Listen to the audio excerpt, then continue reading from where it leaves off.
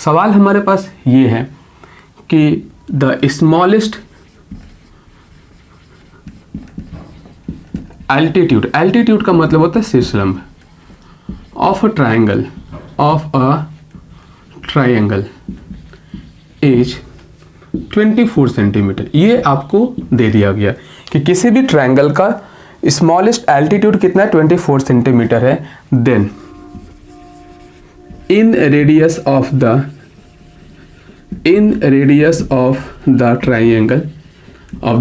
Triangle is always, ठीक है। Number A option होगा less than 12, number B greater than 12, number C equals to 12 and number D both B and C, ठीक है। जो दोनों होगा वो सॉल्व, बी भी हो सकता है सी भी हो सकता है। ये 4 ऑप्शन है और ये सवाल को हमें सॉल्व करना है। तो सवाल बहुत सिंपल है, केवल एक छोटा सा एक फॉर्मूला हमारे पास है कि यदि कोई भी ट्राइंगल का यदि आपको स्मॉलेस्ट एल्टीट्यूड दे दिया गया हो, तो उसका इन रेडियस जो होता है वो उसके स्मॉलेस्ट एल्टीट्यूड के हाफ से छोटा होगा।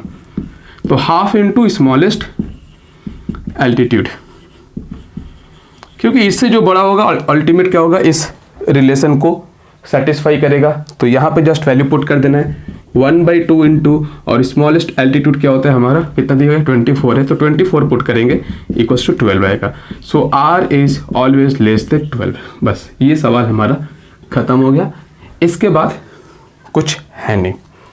तो ये तो मैंने यहाँ पे फॉर्मूला हमने लिख दिया। देखो ये चीज़ मैंने इसीलिए लिया क्योंकि मुझे लगता है कि ये सवाल आपको एग्जाम में आने लायक है। छोटा सा ही सवाल है बट इसके अंदर कॉन्सेप्ट काम करेगा। देखते क्या इसके पीछे कॉन्सेप्ट काम करता है। तो चलिए इसका प्रूफ के पीछे आते हैं। प्रूफ जानने से पहले कुछ चीज़ें आपको जानना जरूरी है, देन इसके बाद आप देखो इसका बहुत सिंपल प्रूफ है, ठीक है। पहला प्रूफ जानने के लिए जो पहला फॉर्मूला है, यदि किसी भी ट्राइंगल का यदि आपका S और R दे दिया गया हो, S का मतलब होता है सेमी पेरीमीटर, S का मतलब होता है सेमी पेरीमीटर, और जो R होता है वो होता है इन रेडियस। इन रेडियस का मतलब अंतः त्रिज्या, ठीक है। ये दिया गया हो तो त्रिभुज का क्षेत्रफल का फार्मूला क्या होता है, R इंटू S, ठीक है। बहुत सिंपल फार्मूला, प्रूफ नहीं जा रहा हूं, बट ये मान के चलते कि आप लोगों को ये चीज आता है। सवाल यहां से देखो डायरेक्ट ऐसे पूछ सकता है कि किसी भी ट्रायंगल का यदि परिसीमा 12 सेंटीमीटर और R का मान लेते 6 सेंटीमीटर है, तो उसका एरिया कितना होगा। तो परिसीमा का मतलब क्या होता है, हमेशा 2S से लिखते हैं, तो S का मान हो जाएगा 6 और R का मान भी हो जाएगा 6, तो 6 इंटू 6 कितना हो जाएगा 36 सेंटीमीटर स्क्वायर। तो यहाँ से क्वेश्चन ऐसा कर सकता हो सकता है आपको ये त्रिभुज का क्षेत्रफल दे दिया हो, R दे दिया हो, उसका परिसीमा पूछे, या फिर ये हो सकता है कि त्रिभुज का क्षेत्रफल दे दिया गया है, उसका परिसीमा दे दिया गया, R का मान हमें निकालना हो। तो खैर ये अलग चीज़ रहा डिस्कशन का। फिलहाल आपको ये जानना होगा कितना होता है R.S होता है। देन इसके बाद देखो एक और चीज़, ट्रायंगल इनइक्वालिटी हम लोग देखते हैं। ट्रायंगल इनइक्वालिटी क्या बोलता है, सबसे लॉजिकल जो बात होगा कि जो सबसे बड़ा साइड होता है बाकी दो साइड के सम से छोटा होता है। कोई भी ट्रायंगल में यदि सबसे जो बड़ा साइड है, लेट मान लेते कि ऐसा एक त्रिभुज हमने बनाया और इसको सबसे बड़ा साइड मानते हैं, मान लेते क्या A है, दूसरा भुजा B और C है, तो सबसे बड़ा भुजा है वो अन्य दो भुजाओं के योगफल से छोटा होता है, ठीक है। ये ट्रायंगल इनइक्वालिटी बोलता है। इसके बाद इसको जनरलाइज कर सकते हैं कि sum of two side of any triangle is greater than third side. कोई भी ले लो, यदि यहाँ पे मान लेते, यहाँ से बोल सकते हैं B प्लस C क्या होगा, A से बड़ा होगा, C प्लस A B से बड़ा होगा, और A प्लस B किससे बड़ा होगा, C से बड़ा होगा। इसको भी हमें यूज करना होगा, इसको जो सवाल हम बता रहे प्रूफ करने के लिए। तो ये आप देखो। देन इसके बाद और एक चीज़ लगता है कि जो पेरीमीटर होता है उसको 2S से डिनोट करते हैं, और ये A plus B plus C के बराबर होता है। किसी भी त्रिभुज का जो परिसीमा होता है उसको हम लोग डिनोट करते हैं 2S से, जो कि क्या होता है तीनों भुजाओं का योगफल। अब सवाल में कोई दम नहीं रह गया, फॉर्मूला जाने सवाल हम लोग बना सकते हैं। यहां से देखिए एक चीज, देखो एक चीज बताता हूं, त्रिभुज का क्षेत्रफल क्या होता है, जैसे ये हमको एक त्रिभुज मान लेते हैं ABC, और सबसे स्मॉलेस्ट हाइट जो होगा वो सबसे बड़ा भुजा पर ही होता है।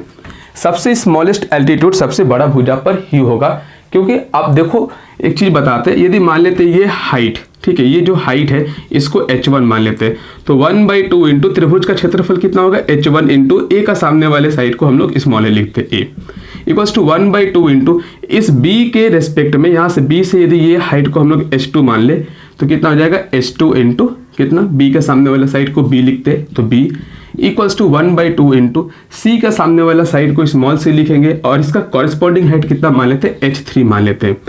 ये तीनों ही क्या है, त्रिभुज का क्षेत्रफल है, ठीक है, त्रिभुज का क्षेत्रफल है। तो इसको यदि आप हटा दो, इसको यदि आप हटा दो, ये कांस्टेंट है, तो दो संख्याओं का गुणनफल हमेशा यदि कांस्टेंट होता है, संख्या नहीं दो वेरिएबल का यदि मल्टीप्लिकेशन यदि हमेशा कांस्टेंट आता है तो दोनों क्या होता है, इनवर्सली प्रोपोर्शनल होता है। Inversely proportional in the sense, जैसे मान लो यदि AB का मान 12 है, AB का मान 12 है, यदि A का मान 6 रखेंगे तो B का मान कितना आएगा, 2 आएगा। यहाँ से एक चीज बोल सकते हैं, A का मान यदि हम लोग 4 रखते हैं तो B का मान कितना आएगा, 3 आएगा।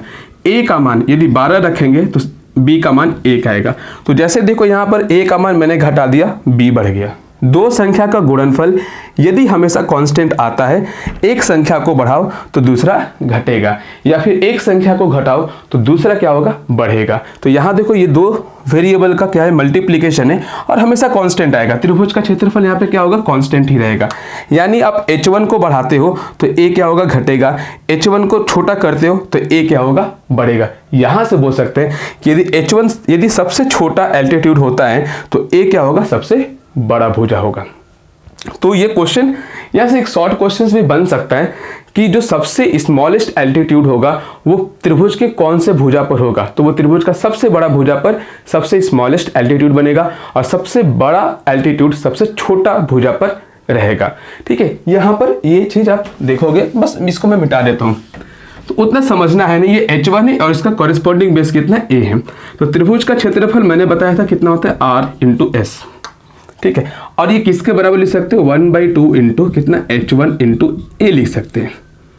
ठीक है, दोनों ही तो त्रिभुज का क्षेत्रफल है, इसमें तो कोई आपत्ति या कोई विपत्ति ऐसा होगा नहीं। ऐसा मैं लिख दूं तो बिल्कुल भी आपत्ति विपत्ति कुछ भी नहीं होने वाला है। अब देखो मैंने क्या बोला था कि यदि किसी भी त्रिभुज का दो भुजा का सम, ठीक है, दो भुजा का सम तीसरे भुजा से बड़ा होता है, यानी कि हम लोग यदि ऐसा लिखे कि b plus C is greater than a लिखते हैं, त्रिभुज का सबसे बड़ा भुजा अन्य दो भुजाओं के योगफल से छोटा होता है। ठीक है, ये मैंने यहाँ पे लिखा, a छोटा होगा बाकी दोनों भुजाओं के योगफल से। दोनों साइड को यदि हम लोग दोनों तरफ में a जोड़ दे तो a plus B plus C a से बड़ा होगा, a प्लस से मतलब 2a से बड़ा होगा। इसको लिख सकते हैं 2s is greater then 2a, या फिर यदि s का मान निकालोगे तो क्या होगा, a से बड़ा होगा।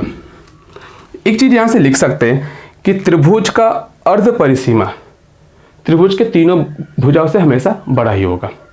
ठीक है, s का मान a से बड़ा होगा, b से भी बड़ा होगा और c से भी बड़ा होगा, क्योंकि ऑब्वियस ही बात है a को सबसे बड़ा भुजा माना है तो a से क्या होगा, b छोटा होगा और b से क्या होगा, c छोटा होगा। मे भी ऐसा हो सकता है ये चीज। ठीक है, यदि ये सबसे बड़ा भुजा है और सबसे बड़ा भुजा से s क्या है, बड़ा है, तो अन्य दो भुजाओं से s क्या होगा, अल्टीमेट ये ऑब्वियस ही बात है, बड़ा ही होना है।